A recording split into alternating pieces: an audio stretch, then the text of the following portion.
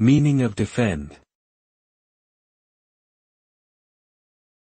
Defend.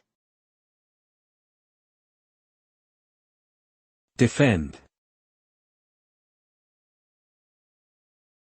Defend.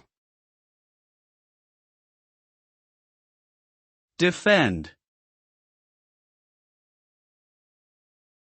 The word defend refers to the act of protecting oneself or someone else from harm or danger.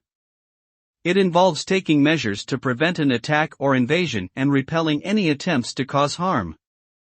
Defending may involve physical action, such as blocking an attack or fighting off an assailant, or it may involve legal or diplomatic defense, such as defending oneself in court or negotiating a peace treaty. The ultimate result of defending is the preservation of safety and security, whether for oneself, one's loved ones, or a community as a whole.